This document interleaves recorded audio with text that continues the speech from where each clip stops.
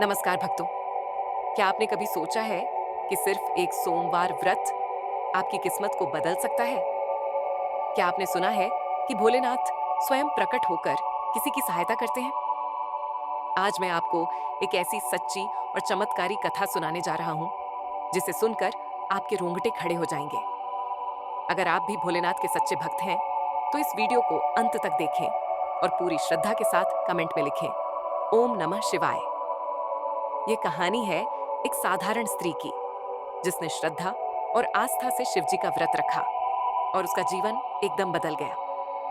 तो आइए इस अद्भुत यात्रा में साथ चले। कथा सोमवार। व्रत की बहुत समय पहले की बात है। एक नगर में एक स्त्री रहती थी। नाम था सुहागिनी। उसका जीवन बेहद कठिन था। उसका पति शराबी था, मारपीट करता था और दिन भर घर से बाहर रहता था। घर में न खाने को ठीक से भोजन था, न पहनने को वस्त्र। लेकिन सुहागिनी में एक गुण था, उसकी श्रद्धा। हर सोमवार को वह किसी तरह पानी से स्नान करती, टूटे फूटे दिए में घी भरकर जलाती और शिवलिंग पर बेलपत्र चढ़ाती। उसने कभी भगवान से बड़ी बड़ी मांग नहीं की, सिर्फ इतना कहती, हे भोलेनाथ, मुझे शक्ति दो, सहन शक्ति दो, मेरा जीवन बदल दो। कई महीने यूं ही बीत गए। एक दिन सोमवार की सुबह वह जंगल में लकड़ियां बीनने गई। रास्ते में उसे एक बूढ़ा साधु मिला। उसने कहा, माँ, मैं कई दिनों से भूखा हूं, कुछ है खाने को?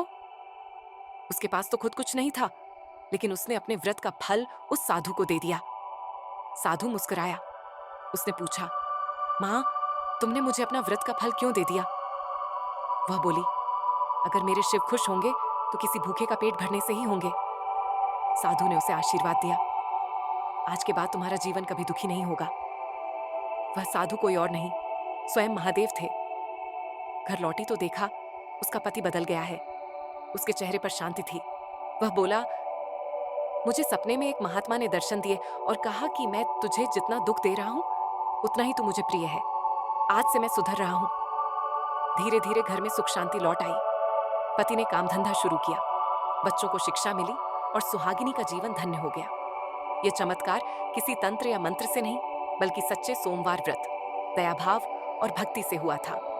सोमवार व्रत विधि ब्रह्म मुहूर्त में उठे और स्नान करें, सफेद वस्त्र पहने, शुद्धता का प्रतीक, शिवलिंग पर जल, दूध और बेलपत्र अर्पित करें।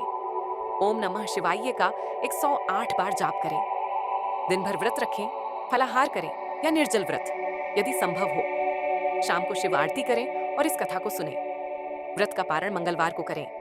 क्या करें? शिव मंदिर जाएं, बेलपत्र पर ओम नमः शिवाय लिखकर चढ़ाएं। गरीबों को जल भोजन दान करें। पूरे दिन शांत रहें और दूसरों के लिए भी प्रार्थना करें। क्या ना करें? झूठ, निंदा और गाली गलौज से बचें। प्याज, लहसुन और मांसाहार से दूर रहें। किसी का दिल न दुखाएं।